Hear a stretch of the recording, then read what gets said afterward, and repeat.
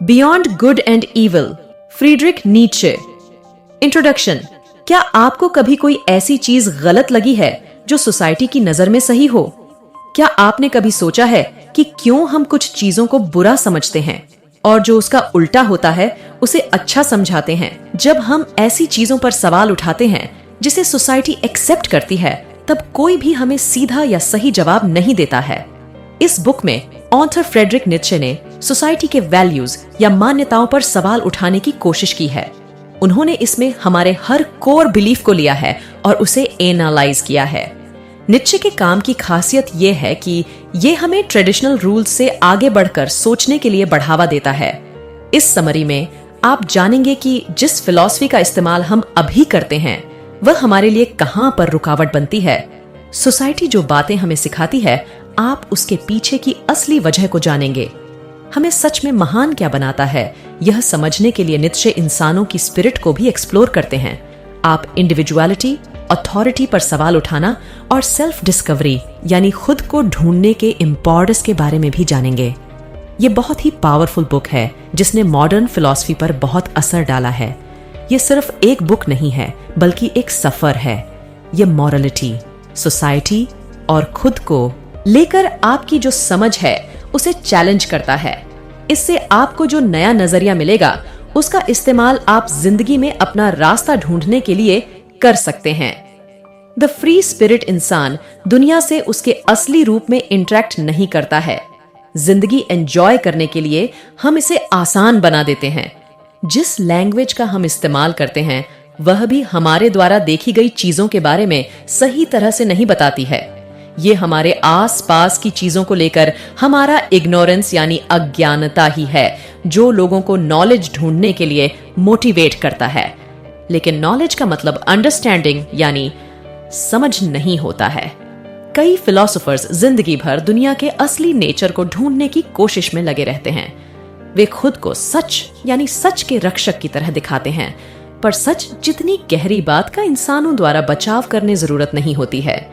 असल में सच जैसी कोई चीज होती ही नहीं है। वो एक चीज जिसके बारे में हम श्योर हो सकते हैं वह ये पॉसिबिलिटी है कि कोई चीज झूठ है या सच नहीं है।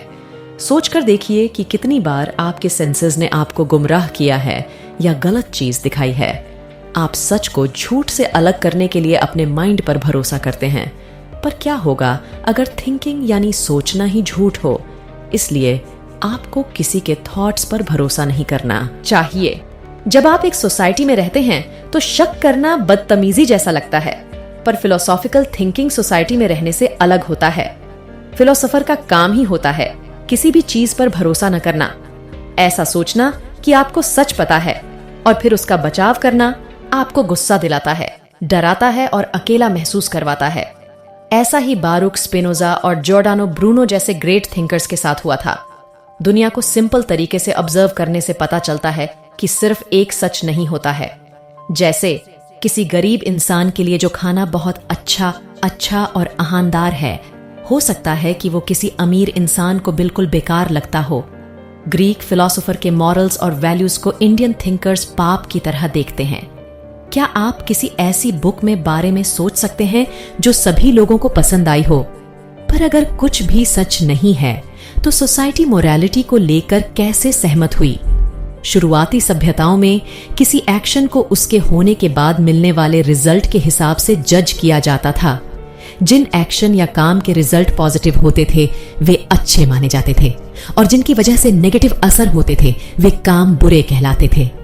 फिर करीब 10,000 साल पहले अच्छाई और बुराई को लेकर हमारा नजरिया बदल गया। अब हमने किसी एक्शन को उसके रिजल्ट के बजाय उसे करने के पीछे के इरादे के हिसाब से जज करना शुरू कर दिया। यानी आप बुरे तभी कहलाते थे जब आपके इरादे गलत होते थे। शायद मोरालिटी को देखने का यह तरीका भी लिमिटेड ही था, क्योंकि इसमें हमारे एक्शन का अनइंटेंशनल साइड यानी अनजाने में होने वाले साइड को अनदेखा कर दिया जाता था। हमारा अनकॉन्शियस मोटिवेशन यानी अनजाने में या बिना सोचे आने वाला मोटिवेशन अच्छाई और बुराई की असली वजह हो सकता है। क्या होगा अगर हमारे इरादे हमारे सबकॉन्शियस माइंड के सिर्फ ऊपर ऊपर से आते हों? अगर ऐसा है तो हमारे थॉट्स सबकॉन्शियस माइंड के और अंदर जो चल रहा है उसका सिर्फ एक साइन भर है। हो सकता है कि हम इन साइंस को गलत समझ रहे हों। इस तरह हम देख सकते हैं कि जैसा हम जानते थे, फिलॉसफी की एक लिमिट होती है। दुनिया में हमेशा फिलोसोफर्स के नए जनरेशन आते रहेंगे। वे सच को ढूंढने के पुराने रास्तों से अलग हटकर चलेंगे। हो सकता है कि वह सच को अपनी थ्योरीज के जरिए समझाने की कोशिश करेंगे। हालांकि नए फिलोसोफर्स ये नहीं मानेंगे कि उनका सच बाकी सभी लोगों के लिए भी वैलिड है। उन हालातों को पहचानना जिनकी वजह से एक नया फिलोसोफर बनता है, एक एक्साइटिंग स्टडी है।